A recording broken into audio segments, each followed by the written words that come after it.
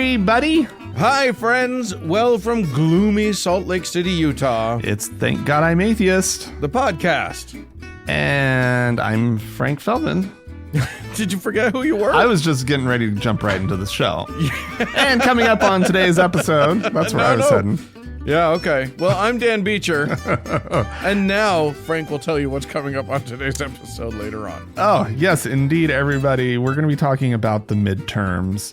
And, just brace yourself, everyone. It's literally impossible that anybody is sick of the of the discussion about the U.S. elections right now. Yeah. There's no chance that's the case. No, I know. But by the time you're hearing this, it's either almost over or over. Yeah. So that's good. Yeah. And Frank and I will be 100% correct in all of our predictions. Oh, So you know it. That's what we're good at. Right? Yeah. Political predictioning. We're prognosticators. But first, there's the news of the week, Dan, that's caught our attention. Things that, interest us about religion and atheism and what have you. All right, here we go. So this story caught my attention, Dan, because, this rise of Christian nationalism that's happening right now, where people are actually willing to call themselves Christian nationalists, basically donning the next step will be calling themselves Nazis. Yeah. And being proud of it. The swastika was actually a symbol of peace. We're just reclaiming that. Apparently not all is, not everything over there is as rosy well, it's definitely still terrifying, but we may not need to be as terrified, considering that there does seem to be some dissent amongst the ranks.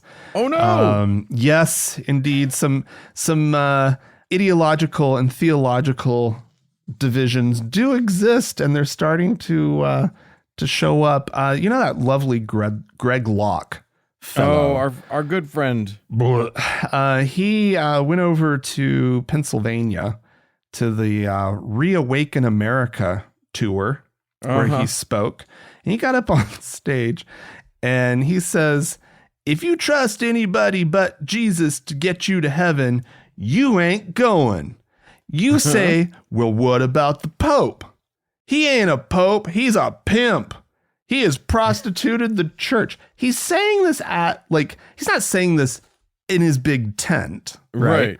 He's saying to his people to show up to his thing. He's saying this to a Christian nationalist tour, right? Where there are other people, which may include, I don't know, maybe some Catholics, right? Like Michael Flynn, who took the stage, I guess a day later or sometime later. And he goes, "I'm a Christian. I'm a Catholic, by the way." So he apparently had heard some of the cheering and whatnot. Oh dear. About the Pope and the Pope being evil. Yeah. Apparently Greg Locke had also, just a couple days before, had posted on Facebook about burning rosaries and Catholic statues. Yeah. Right? He just had a bonfire that was like, get rid of all your Catholic stuff. That's the stuff that'll. Because they had already done all of their Harry Potter books, so he had to figure out what next. And I guess a user on Facebook had urged him to maybe drop the anti-Catholic rhetoric, knowing that this is a coalition, right? They're aligned with these people, right? Right. And it's actually, the Catholic majority on the Supreme Court that gave them their decision on Roe, right? Right. That they wanted so much. Let's see. So he responds with, "Catholicism is idolatry 100%. I will not be silent whether you follow or not. It's a false pagan religion and so filled with perversity, it's ridiculous." Ridiculous. And then, of course, he's not the only one. Let's see. Robert Jeffress, that name? Oh, yeah. Oh, boy. We've talked about old Bob Jeffress before. He and not only just a wonderful pastor, but also an author of a book entitled "America is a Christian Nation." Right. Back in 2010, he was railing against the Catholic Church, saying things like that it's a cult-like pagan religion.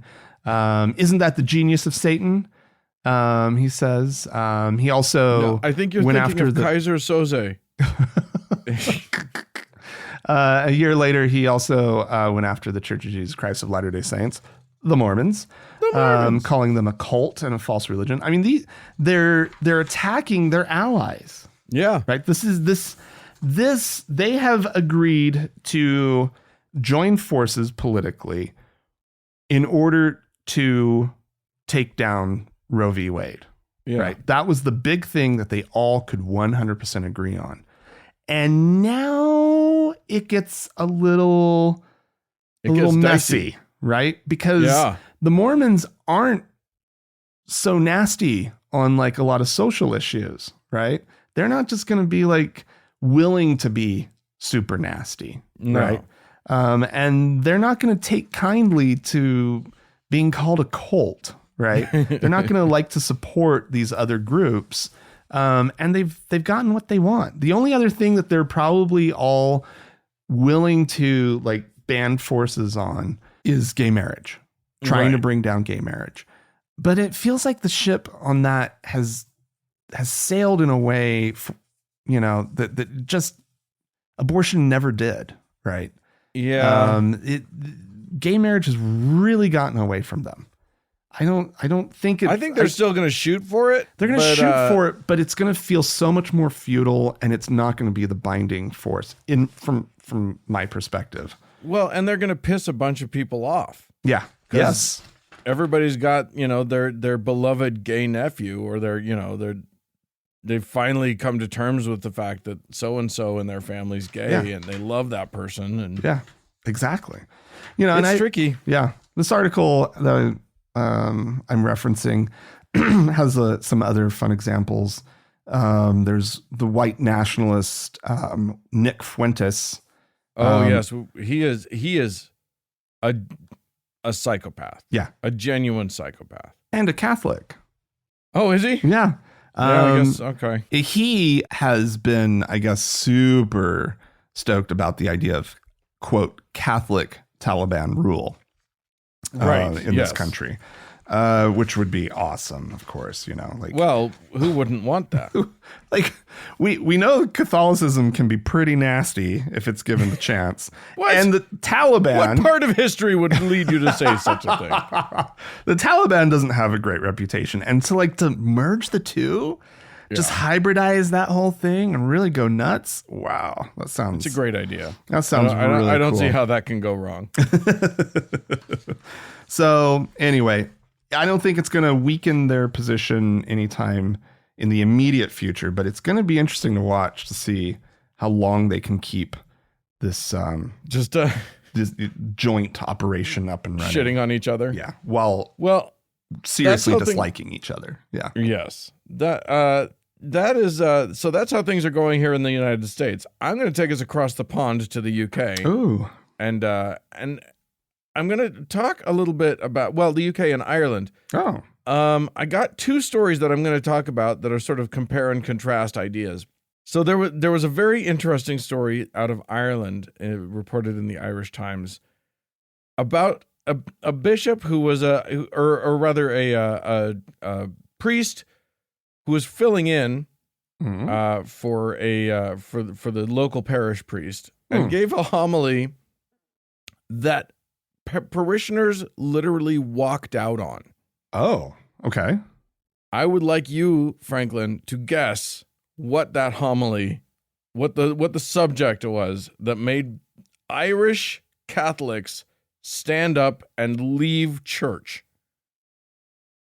Something pro England. Okay, that could be it. Would it surprise you to learn that this priest's wildly controversial topic was that sex between two men or two women was sin, and transgender, and being trans is not okay. Really? Yeah. What? Also, he also made the very controversial Catholic assertion that abortion is not good. That the promotion of abortion is sinful. Wow. Okay. And people got up and walked out? People were so incensed, they left. Wow. I just think, what's happening? Did you guys not know that your church preached that? Were you unaware? Because that's the line. That is straight down the barrel Catholic teaching. What is happening? Boy, I want to know what their normal priest is like. Right? Clearly, he knows better than to bring these topics up if they're still coming back, right? Like, yeah. He must just, is he only talking about Jesus? And Mary? Right? Like, is that all he's talking about? It sounds like he's staying on topic. He's actually staying on religion. Yeah, right? I am a little bit baffled at this. So the next step was that the bishop apologized for this Catholic bishop. Yeah. Okay, there's some alt universe shit happening over there right now. Did we slip back into the right timeline? Yeah. Well, or maybe they did in Ireland. Wow. But yes, this is it is shocking to me. I am confused by it. But yes, the bishop said that this does not represent the Christian position. Huh? What doesn't? It is it is astounding. It is crazy, and I'm a little confused by the whole thing. Well, go Ireland. Something's happening over there. Right? On the opposite side of that is the Bishop of Oxford. This is in the Church of England, who has written. I mean, he's pretty high up in the C of E, and he wrote an essay basically saying that the church should bless gay marriages, and that's as strong a stance as anyone in the C of E. That's the highest up guy in the C of E to take that powerful a stance. So to bless, yeah, not perform. No, to perform. To perform. To fully enfranchise. Oh, then great. Gay folk. Yeah. Okay. I was like, great. Bless away. Right. No. That's what we need. He's in favor. He is fully in favor of same-sex marriage. Oh, nice. Okay. And believes that gay priests should be able to marry. All of that stuff. But gays are still going to hell, though, right? That is like I think not. I think he is. I think not. That would be a wonderful stance to take, right? Like, yes, come, we'll marry you. I mean, you're still, you're still demonic and going to hell, but like, please come here. You're still terrible people, but we still love you. Let us show how much we love you. We'll let God be the one that hates you. God is the real judge, not us. We would never judge. We would never. A church, religious people judge? Never. Doesn't sound right. That doesn't sound like us. Oh, well, Dan, I just found out, and maybe you know about this, but that there is such a thing in this country as the Faith-Based Security Advisory Council, which is working under or as part of the Homeland Security. It's actually an initiative of Homeland Security. Yeah, it just barely started, right? Yeah, exactly. They convened for the first time in early October. And this is in response to some really awful events that have happened where people have targeted churches, synagogues, mosques, sick. I can't remember what they're Temples. called. Gurdwaras or something like that. Yeah. And obviously that, it goes without saying that even atheists find this appalling, right? This is a horrible, horrible thing to have happen in this country. We don't like violence. I mean, I think it's a strong stance to say that Americans don't like violence, but okay. Reasonable Americans don't like violence. Sure, they're whatever, right? Yeah. But I would say the vast majority of Americans are probably anti shoot up churches, right? Yeah. Or shoot up anything, right? Like, we don't like shootings. We just won't do anything to stop them, right? Right. We can't bring ourselves to that. This is a step too far, right? We just recognize the right to have them. Right, exactly. Well, anyway, this article sort of mentions some interesting statistics, such as incidents in churches, synagogues, temples, violent incidents in churches, synagogues, temples, and mosques has increased 35% between 2014 and 2018. And so they've gotten this group together, and it has representatives from a variety of different faith traditions, including the African Methodist Episcopal Church, the Jewish Orthodox Union, the Mormons were there, Muslims were there, Latino evangelical group was there. Anyway, and they're meeting, with law enforcement and security organizations. And because the article mentions, the fact that at Rosh Hashanah and Yom Kippur this year at a Temple Emmanuel, which is a Reform synagogue in New York City, had flyers placed at every seat next to the prayer books with instructions on what to do in the event of an attack during one of the services. This is what it says. It says, if running from the seat if running from the threat is not an option, crouch down between the pews or hide behind a pillar. Make yourself as small of a target as possible. Remain quiet and still. Jesus. No, it is insanity. And anti-Semitism is on the rise in this country. Yeah. Just there have been some high profile things just very recently. And it's really awful. And so these groups are the Sikhs are famously welcoming to outsiders. And there's a guy in here talking about, a woman in here talking about, how to balance the idea of being welcoming and being open with having to fucking lock down for security reasons. Right. And it's just, and the Sikhs, the poor Sikhs, they're funny because they've never done anything to harm anybody. They've never pissed anybody off, but they wear turbans, and Americans are too stupid to know that they're not Muslim. Yes. And so they get all of that Muslim blowback. Yeah, it's insanity. And so I don't know. I thought it was very interesting that this program has popped up. I think it's good that they're organizing, but once again, are we as a society doing what actually would potentially curb violence of all sorts? Right. And we were kind of referencing it earlier. No, we're not. We won't. And we won't anytime soon. And so you get these, I hate to say it, feudal, activities. Right. A bunch of people getting together to try and at least mitigate the amount of damage that's done while we're doing nothing to stop them. Holding sessions on how to better design your, emergency exit signs, right? Or directions for getting out. I mean, do they have the equivalent of flight attendants at the beginning of every service, right? Right. Here are the emergency exits.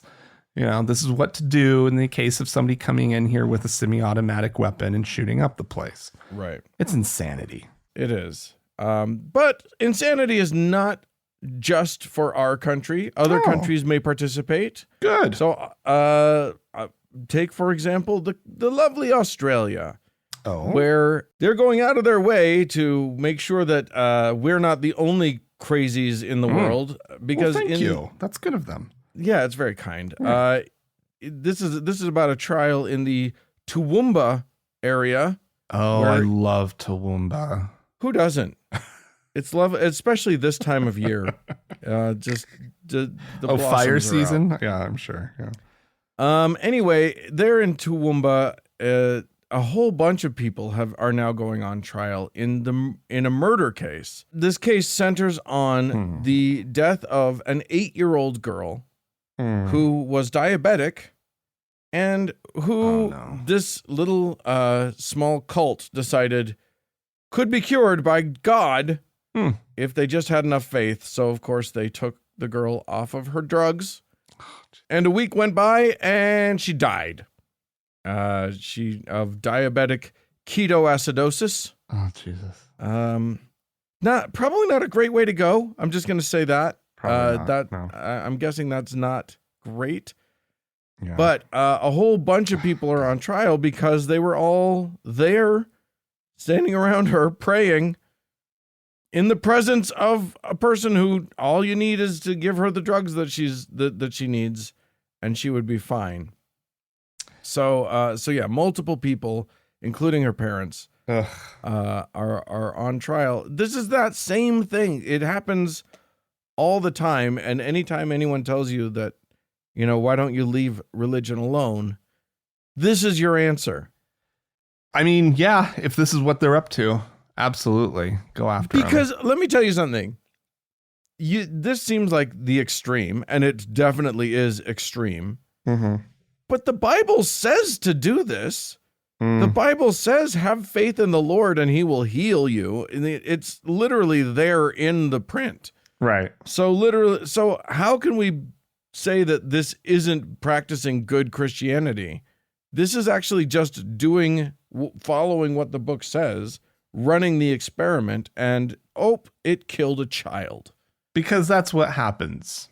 Right. Because if you actually this was completely predictable. Yeah. Right. If you actually run the Christian experiment, that's what you get. I'm just so amazed. I want to know when it's worked. Right? They've heard about it working, but when have they ever seen it actually work? Right. Real, on a real level, not just, I cut my finger. Please, Lord Jesus, make this wound heal. Right. And then, 2 weeks later, scabs. Well, or help later, grandma with her. With grandma's fall was pretty bad. Right. Lord, please save her. Right. Val Kilmer, right? Not too long ago, he's a Christian Scientist, right? Yeah. And he was foregoing, he wasn't going to do chemo treatment or something, or whatever his cancer treatment was. He was just nope, not going to do it. And finally I think his kids intervened and they were just no, you're insane. You're dying. Yeah. Right. And it's just it's unbelievable. When has it ever worked? Right. But the problem is that every now and then someone's body will heal itself in a way that doctors don't expect. Yeah. Well, and then they've got a story for the rest of their lives. For forever, they're telling the story of Sister so-and-so. But you're 1 out of 1,000, right? You're not I bet the odds are nowhere near that good. You wish it was 1 out of 1,000. Yeah. It's crazy. Yeah, it's bizarro. All right. Oh, I guess I need to go. Yeah. Okay. Do another one. Okay, I've got another one, which is good, since that's what I'm supposed to be doing right now. This one, every once in a while, just a good story about statistics and atheists comes up, and I can't ignore these stories, Dan. I have to read them. They're irresistible to you. They're so good. A lot of this is stuff that we've heard before. And we won't be surprised by 2000. So this is looking at, let me actually set this up just a little bit better. This article is sort of about some surprise findings about atheists and agnostics in sort of the political sphere and sort of our growing influence, right? And we've talked about this a lot on the show, and especially the need for atheists to make sure we're voting, make sure, we're running for office if that's something that appeals to you, right? Right. And being visible when possible as an atheist. Yep. Especially if you are running for office, don't shy away from it if it's in an area where you think it's not going to hurt you. But anyway, so there's some statistics here, In 2008, about 8% of the U.S. population claimed to be atheist or agnostic. By 2021, that, according to these numbers, had gone up to about 12%, right? Okay. And I guess about 4% of the Republican Party says that they're atheist or agnostic, whereas 1 in 5 Democrats today are atheist or agnostic. Wow. Which is impressive, right?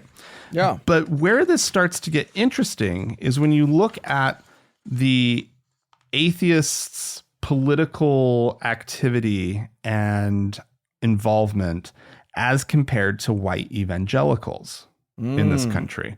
And this is why I'm bringing it up, because the rest of that we kind of already knew. Let's see. In 2020, 8% of white evangelicals attended a political meeting such as a school board or city council. For atheists, that number is 11%. Oh, right? okay. So that's okay. A little bit higher, not tons higher. Then they looked at things like putting up a political yard sign or putting a bumper sticker on your car. Okay. Among atheists, 27% did one of those two things compared to 21% of white evangelicals. Okay. In 2020, 18% of atheists said they had gone to a march or rally about a political issue, compared to just 5% of white evangelicals. And let's see, in 2020, half of all atheists made a political donation. Only a quarter of white evangelicals did. And so what the whole gist of this thing is that we, as a community, there's a good number of us, 20% of a political party is that's about what the evangelicals are, right? Over on the Republican side. And we're more engaged and we're more willing to put our money on the line. We're more willing to help out and volunteer for campaigns, apparently, or help out with the campaign. Anyway, I'm jumping to a conclusion there. But like we are potentially a real force on the left in this country. And we know that's we got to just get in there and keep doing this. Well, and you know, one of the things that that I think our side has not been doing, the atheist agnostic thing, is we haven't been pushing the issue, saying, hey, we need you to acknowledge us. We need you to see us. Yeah. We're a big part of your base. You need to stop pandering to them and just shitting on us. Yeah. Because they do. Because we have been allowing this Christian pander for a long time, and it's kind of got to stop. Well, and we need to start making our politicians say atheists and agnostics. Yeah. Use those words in a non-negative way. Yeah. Yeah. Even that would be a huge improvement. But we're going to have to organize a little bit more. We're going to need some actual atheist political rallies, right? Yeah. Or events that are atheist events that are, They've occurred. Yeah. That rally for the Reason rally. For sure. Yeah. But we need to keep doing that, and we need to lean in hard on it. It's got to keep going. Yep. So. Well, I decided I would close us out with some Mormon stuff because there's two stories came up. I've combined so many stories, but two stories came up that are both very interesting, and they are about Mormons like trying to skirt the rules. One comes out of Canada, one comes out of Australia. Oh boy. The Australia one is interesting because in Australia, tithing is not tax deductible for the donor. So, if you put money into onto the collection plate at your church, or if you give a tithe, which Mormonism demands a 10% of your gross income tithe every for now into eternity. And so that money in Australia is not tax deductible, which I think is great. That's awesome. Yeah. Because, that's not a charitable donation. That's membership dues. and that's a different thing. Anyway, the Mormon Church hates that it's not tax deductible because guess what? People don't give it. Right. People don't feel quite as motivated to give. So the Mormon Church said, don't tithe to the church. Instead, quote unquote, give to our quote unquote charity. Oh, God. And it turns out that this charity doesn't really exist. They don't do anything. They don't have staff. They don't they are staffed by volunteers, quote unquote.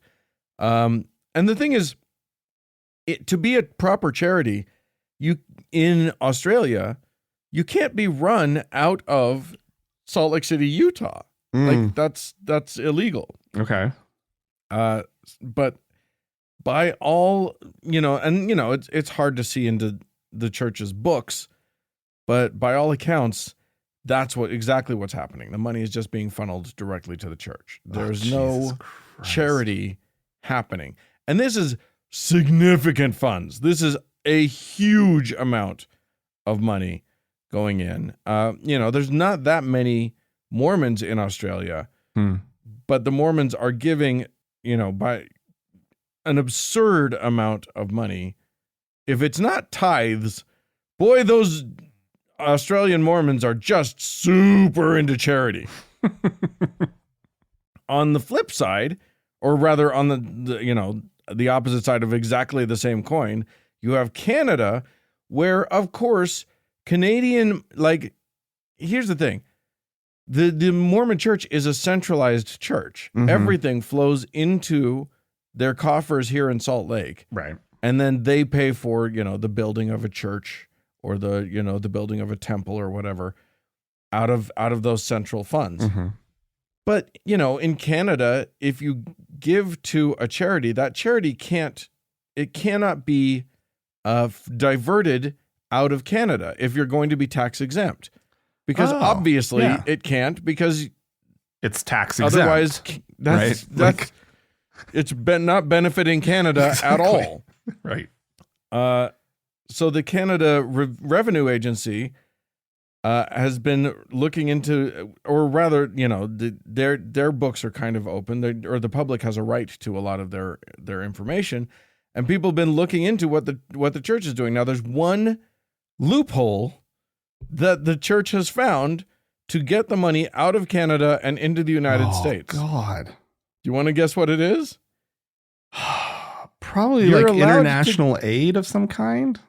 No. No? If Canadians go to a particular institution, let's say a university, if there are any Canadians going there, you can funnel Canadian charitable dollars to that university. Right.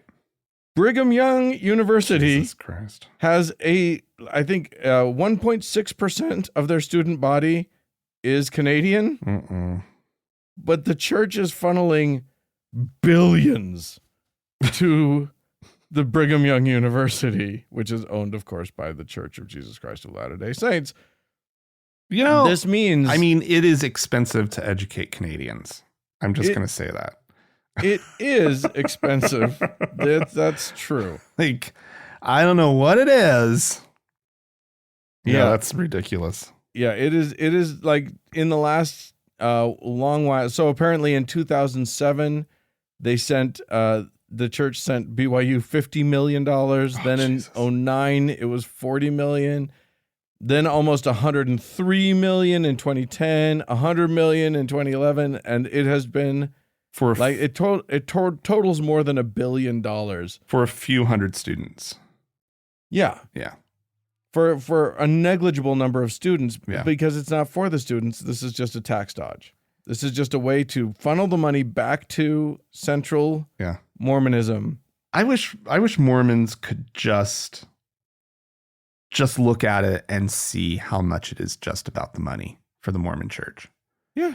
It is so obvious as an outsider and an ex-Mormon and everything, right? It's just clearly they only care about your money. That is it. Yeah, it is. They're so gross. Well, they're not the only ones. You look I know, a Joel Osteen or whatever, right? And it's more obvious, right?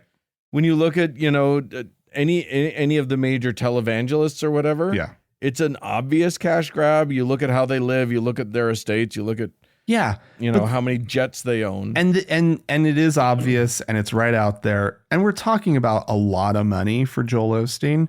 We're not talking about hundreds of billions of dollars. Like if they're not worth over $1 trillion, I'd be shocked. I mean, it's possible. Like they have been hoarding money for so long, right? And what's the fund that we know about? It's like $150 billion.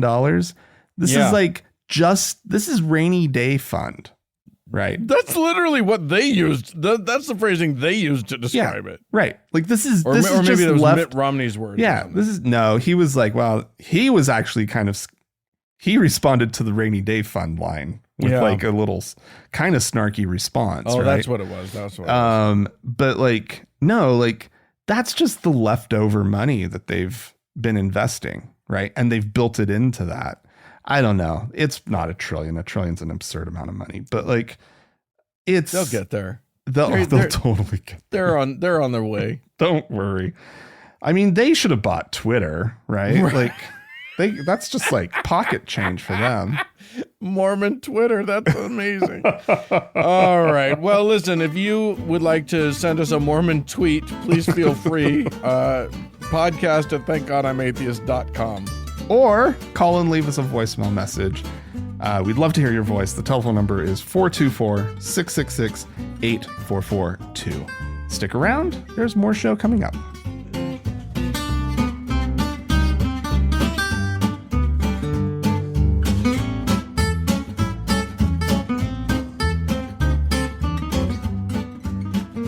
So, Frank, you've heard of Charlie Kirk?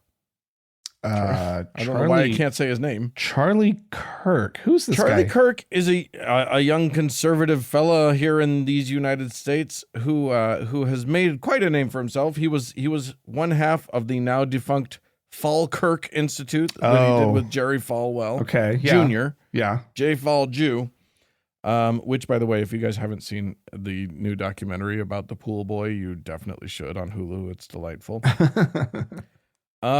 But yes, so Charlie Kirk's just sort of a talking head around in the shitbagosphere, and he was talking at some sort of conference. I'm not even sure where this was, but there was a Q&A, and a very sincere grandma got up to ask him a question. And this is that question and his answer. I am a new grandparent of a daughter that went to ASU that is total liberal. How do we do this as a family without destroying it? They don't want anything very much built on a family of faith foundation. Totally threw it all out the window for ASU and their liberal ways. And how do you bring us back as grandparents and be able to have a conversation? Grandparents, you should be unapologetically, sneakily conservative to your grandkids. No, I mean this. It doesn't matter if it drives your daughter nuts. It's completely irrelevant. You're going to get a lot of free time with the kid, and you gotta make that kid and you like this, and just if your daughter doesn't like it, just say tough, right? Like I brought you into this world, and I don't want this kid to be miserable, right? No, it's that serious, because it sounds as if you already lost your daughter, but now you get another chance, right? And then make sure your that grandkid doesn't go to college based on everything you just told me, right? So there you go. Holy shit. Go behind their backs and try to not let the kid go to college. I mean, it's remarkable because like she's specific. You're right. She's a very sincere woman. She's asking a very sincere question, and she wants to know, without destroying the family, essentially, right? what can I possibly do? Right. And he tells her absolutely how to destroy the family. Right. Because that is the quickest way for those parents to just be like, sorry, grandma, you don't have access to your grandkid anymore. Yeah. Because that's what I would do. Right. Honestly, I think any sane, non-believing parent would do the same. Yeah, I honestly, for those listeners who, because I know some of our listeners encounter this. Like, this happens a lot. We hear from people who encounter grandparents, their parents who are trying to indoctrinate their kids.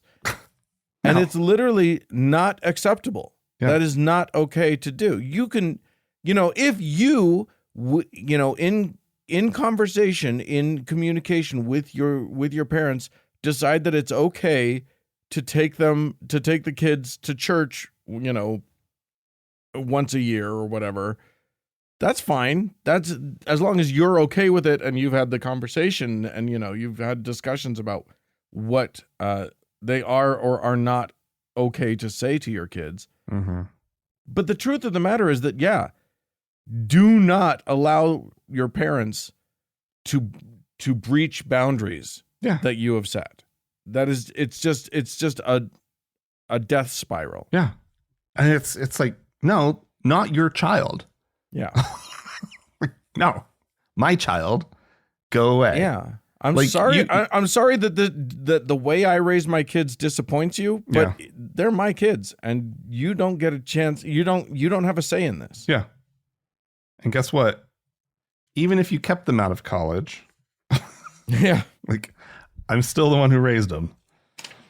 Yeah, literally. It's kind of shocking that someone would say, how do I have a good relationship with my family? And the answer is, well, probably lie to them. Go behind their back. Yeah. Well, no, he says unapologetically, right? Well, that's true. But then unapologetically, sneakily. Like, what the fuck is wrong with you? Yeah. Right? Like you're a total shitbag. It's true. Anyway. Well, we had some folks write into us and call into us. Joe wrote in to say, Frank and Dan, you mentioned that some pastors were recommending people to hand out religious pamphlets. You remember for Halloween, we talked about this. Well, last year I noticed an old guy hand out something that caught my eye, so I immediately checked out my 4 kids' bags. He had given them little baggies with religious pamphlets and the cheapest chocolate candy ever made. I took all of them and threw them right into the guy's garbage can that was on the curb. We avoided that house this year. Jesus. Yeah. Yeah. I'm sad that I didn't come up with this idea before Halloween, but for next year, you guys, my idea, I know Frank will not be okay with this. My idea is bring a couple dozen eggs with you when you go trick-or-treating, and then don't sully your kids with this, but when somebody gives out something like that, just leave the eggs on their lawn. For anyone else who wants to have some fun.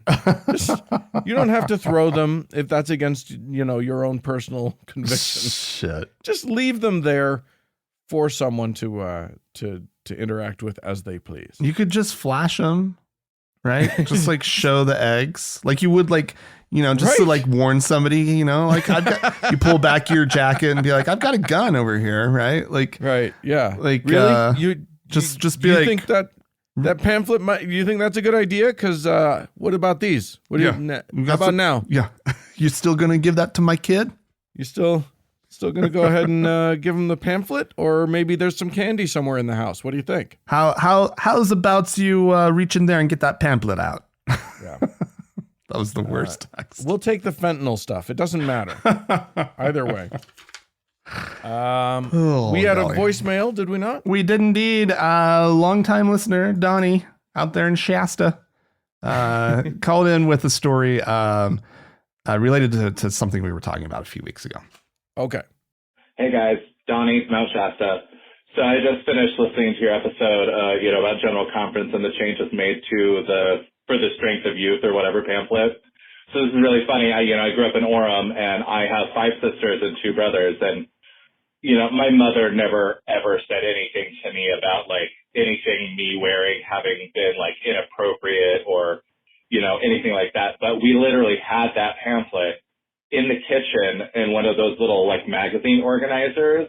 And when my sisters specifically were getting ready for school, and especially when they were getting ready to go to like the prom or homecoming or Sadie Hawkins or anything like that, my mom would literally make them take it out and read like what girls were supposed to do to stay, in the spirit of God before they could go dress shopping, before they could decide what they were going to wear, before they could cut their hair.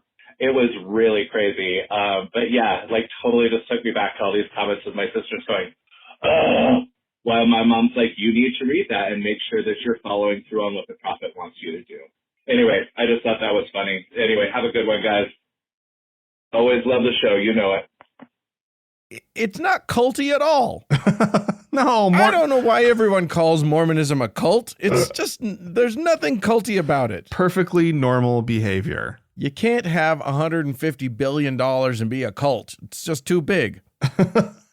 All right. Thanks for that. Chantel wrote into us along the same lines as Joe's. Chantel's talking about Halloween, and she says, your discussion of Halloween the other week brought back some memories. I was raised Seventh-day Adventist. That church has their own version of Boy Scouts and Girl Scouts called Pathfinders. That sounds fun. My mom would have my sister and I dress up in our uniforms and go door to door well before the sun went down, collecting canned goods to give to local food bank. She would also usually have us sing some church song or recite a Bible verse. Oh, God. While we did this. And of course, the interaction wasn't complete without leaving the poor, confused individual a pamphlet of the SDA Church Prophet's writings. I've been separated from the church for about 5 years now. Congratulations. Yeah. This year, I dressed up as a witch for Halloween to hand out candy, and for the first time, shared my costume on Facebook for all my parents' church friends to see. Ooh. Wow, that's pretty spooky. Chantel says, thanks so much for the show. I appreciate the opportunity to laugh at and think differently about all these things that used to feel so serious. Yeah, that's kind of the thing, isn't it? Boy, it feels deathly serious until you take literally half a step back and then you go, oh, well, that was dumb. Yeah. Oh, I love that. I mean, that's so nice painful though. Like singing the songs. I know. Oh, God. Just the most awkward thing in the universe. Oh my God. Like, I like that they were collecting food for the food sweet. bank. That's sweet. That's whatever. And, uniforms from some fake quasi, Boy Scout, Girl Scout thing look probably like costumes, kind of. Yeah, probably not in retrospect for the person, answering the door. At first glance, they're like, oh, you're dressed up as like some kind of Boy Scout thing. In retrospect, I'm sure they're like, oh, that was fucking weird. That was yeah. What were those fucking uniforms? What was that? And like literally, it's like, oh, here's some candy. No, you're not taking the candy. You want some canned corn? Okay, beans? I can give you beans. That's what you. Oh, you're singing at me now. You're singing. I think okay. Got a can of tuna back there somewhere. Yeah. Oh, thank you for the pamphlet. I definitely will not throw this away immediately. Well, you take care. Happy Halloween. Bye-bye. Please don't come back next year. Oh, Lordy. Oy, oy, oy. All right. We also had Margaret write into us. Hey, Frank and Dan, y'all were talking on this week's episode about churches starting to do alternatives to Halloween. Growing up as part of our local Catholic parish's homecoming group, I was a really cool kid, can't you tell? We did All Saints Day party instead of trick-or-treating. That's the next day. You can do both.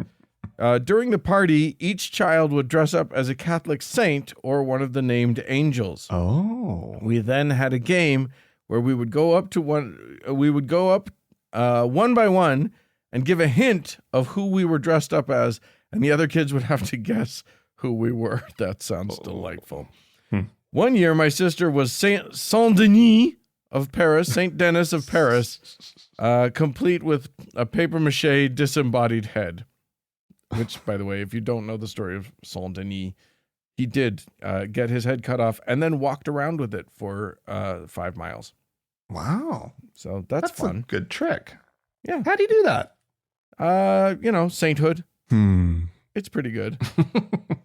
Yeah. So there you go. Growing up as a homeschooled Catholic in the 90s was weird, says Margaret. Oh, goodness. It's like, yeah. The problem is that religions, where religions should be just for something, you know what I mean? They get much more traction when they're against things.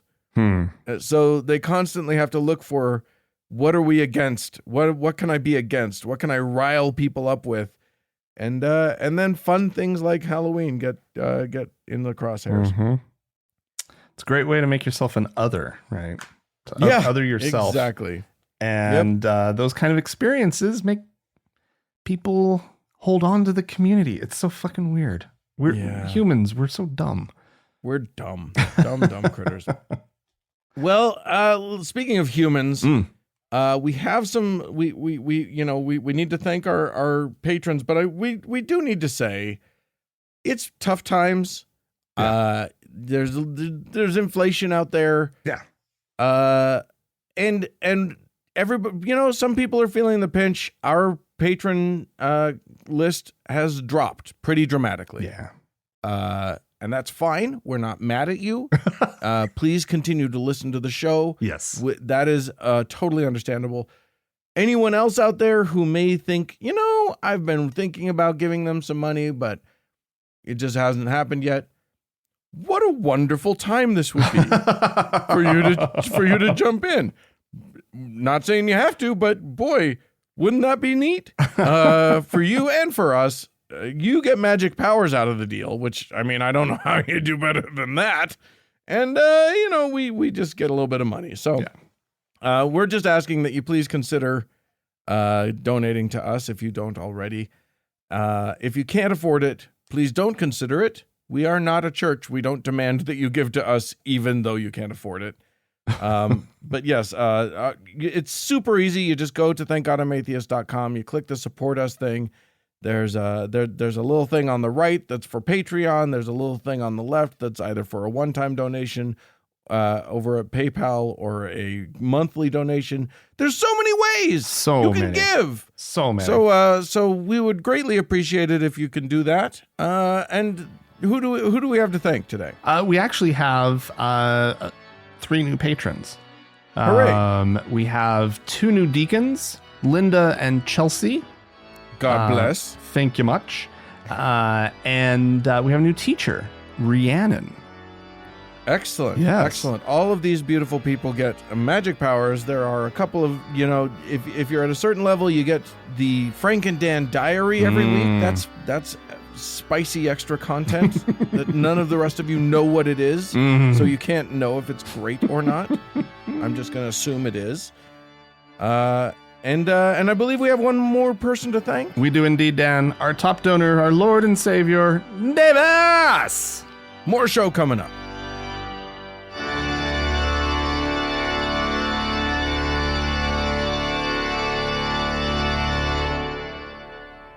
Dan! Yes, sir. Oh my goodness. Elections, the midterms. They are upon us, Dan. Here in these United States, I don't think, even if you're not in the United States, I don't think you can escape United States politics. It just seems to me like everybody has to hear about it. Because it's the worst and most scary thing in the world. Yeah, indeed. So, but anyway. Congratulations to our listeners in Brazil, by the way, for getting rid of Bolsonaro. That was awesome. Amazing. And he did what I never thought he would do. Which is give up power? Yeah. I thought he was going to totally try to trump it. Yeah. But he did the right thing. Good. So here we are. As you're hearing this, it's either election day or sometime thereafter. Mm-hmm. And so it's basically over for you. It is not over for us in our timeline. No. But, for your timeline, it's basically over. We're still kind of I'm a little nervous, I might say, Dan. I don't think the Democrats are going to pull out a win here. No, here's the thing. Since 2016, I have learned that nothing goes according to any kind of plan, and polling means nothing in these United States anymore. I don't predict elections anymore. It's not a thing that I believe in. It doesn't matter who's claiming that they know what's going on. Nate Silver is no longer a person in my life. Just done. It's everything. Look, none of it means anything. Don't take his calls anymore. Right, exactly. We're not friends. We don't go. We just don't do lunches at all. You defriended him on Facebook. Yeah. He's pretty broken up about it. I understand, but that's just how it's got to be. But yeah. So here's the predictions that I'm willing to make. Oh, okay.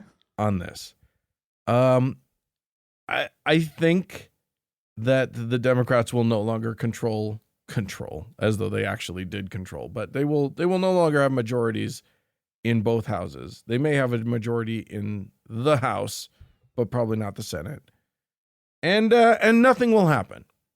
Very little will get done in that time, except by presidential executive order decree, which is just how politics in the United States works now. Yeah, that's kind of it. Yeah. Well, I certainly hope they don't have control of both houses, because it's going to be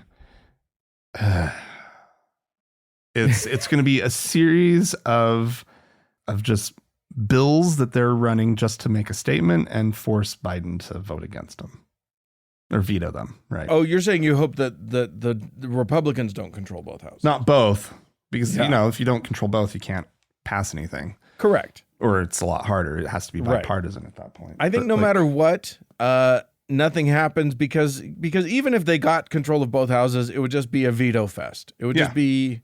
But if they have control of both houses, then they're trying him for. What do you call it? My brain's not working today very well. They'll try to impeach him. Well, constantly. Right. Sure. It's just going to be one after another. So the Dems did it to Trump twice. So they're going to have to at least do it 3 times. That's true. Against Biden. Which will happen. Yeah, exactly. Exactly. They won't succeed. They won't remove him from office, but they'll try to sully his good name. Yeah, I think that'll probably happen anyway. I'm wrong. I think probably the Republicans will take over the House, at which point, yes, they will impeach him 30 times. And then the Senate won't convict him. And that's the new thing. It's hip. It's fun. It has become meaningless. Almost everything in American politics has become meaningless. Yeah. So I don't know. What does that mean for us? Where do we take that? What do we do with everything amounts to nothing and we're now political nihilists? My advice is just brace yourself, everyone. Dig in, have some sort of have a safe place somewhere in your house that's far away from the internet and any sort of news feed that you have. And perhaps ignore a meditation room. Ignore it from time to time. Just get away from it all. Don't start every day doom scrolling. It's just not good for you. It's unhealthy. But also just first of all, it can't possibly be as bad as things have been before. We've all lived through a worse era than now. No matter what. Yeah, and there may be worse in the future to come. I don't know, but I don't think that there's going to be like riots in the streets no matter what happens. I don't think that there's going to be much violence no matter what happens. It's midterms. It's going to be chill. You live in the nicest media bubble. I like your media bubble. Look, I'm not saying people aren't going to talk about riots in the streets or claim that there's going to be violence. I'm just saying it won't probably materialize. There won't be a January 6th an attack on the Capitol or whatever. Oh God. I guess, I don't know. My news feeds must have realized that I will click on those stories. Because I can't say with the same certainty, Dan. Oh, there's no certainty here. Please, no one interpret anything I'm saying as certainty. If there's one thing we've learned from the past since 2016, certainty is a fool's errand. Yeah. Anyway, I don't know that I mean, this isn't really a message of hope that we're doing, but I think that what we can say is that find your own peace. That's good. And keep fighting. That's also very good. Mm-hmm. And and pushing and keep showing up. Yeah. I don't exactly. know. Find new and better ways to engage. Mm-hmm.